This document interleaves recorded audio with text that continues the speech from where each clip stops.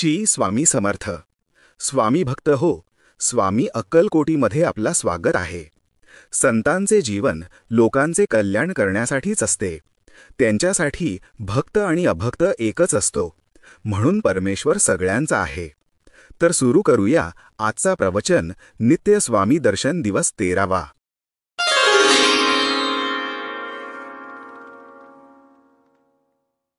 स्वामींना हिमालयाची ओढ लागली होती.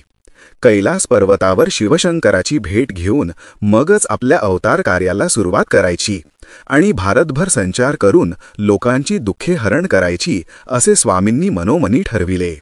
वायुवेगाने स्वामी निघाले. हिमालयात स्वामींना लक्षावधी शिवगण भेटले. त्यांनी स्वामींचे स्वागत केले आणि स्वामींना पालखीत बसायची विनंती केली.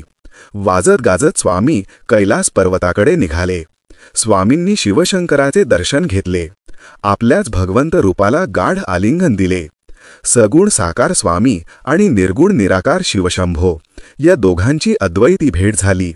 स्वामी कैलास पर्वतावर श्रीशंकराच्या देवसान्निध्यात काही दिवस राहिले आणि नंतर ते दक्षिणेकडे निघाले. स्वामींच्या संचाराला आणि साक्षात्कारी अवतार कार्याला सुरुवात झाली होती.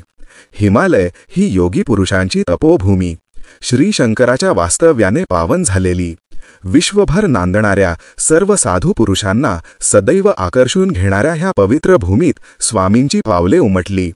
परमेश्वराने मानवी रूप घेतल्यावर हिमालयात प्रथमच स्वामींच्या रूपात मानवी चरण त्या बर्फाच्छादित भूमीत उमटले. स्वामींच्या उमटलेल्या प्रत्येक चरणात शिवशंकराच्या भाळीचा चंद्र आपले रूप लिरखून पाहत होता.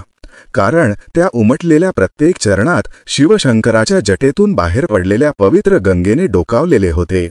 त्या पाण्यात चंद्रकोरीची असंख्य प्रतिबिंबे पडलेली होती. हिमालयभर स्वामींचे चरण उमटले.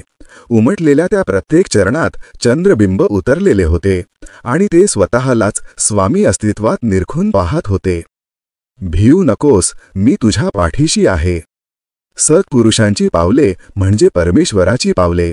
म्हणून आपण सत्पुरुषांच्या पादुकांची मनोभावे सेवा करतो. त्या पादुकांवर आपण आपला माथा टेकवतो, आशीर्वाद घेतो. सत्पुरुष हे त्रिखंड व्यापी असतात. त्यांचा विश्वभर संचार असतो. त्यांची पावले कुठे कुठे उमटली ह्याचा मानवी जीवाला वेध घेणे अशक्य आहे की उमटलेल्या सर्व चरणचिन्हांना सत्पुरुषांच्या चरित्रात गुंफणे मानवी अक्षरभाषेच्या आवाके बाहेरचे आहे हे आपण कायम लक्षात ठेवायला हवे. म्हणून सत्पुरुष त्यांच्या चरित्रात बंदिस्त न राहता प्रत्येक साधक भक्ताला भेटत राहतात, दर्शन देतात, भक्ताच्या सर्व मनोकामना पूर्ण करतात. खरे सांगू का तुम्हाला, सत्पुरुषांच्या शाश्वत आणि अवतारी अस्तित्वाचा आपल्याला खूप आधार असतो.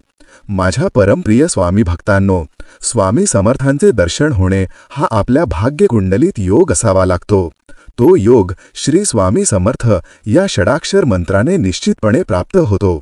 त्यासाठी एकच करायचे, स्वामींना शरण जायचे. आपण चंद्रबिंब व्हायचे. इति श्री नित्य स्वामी दर्शन दिवस 13वा संपूर्णम.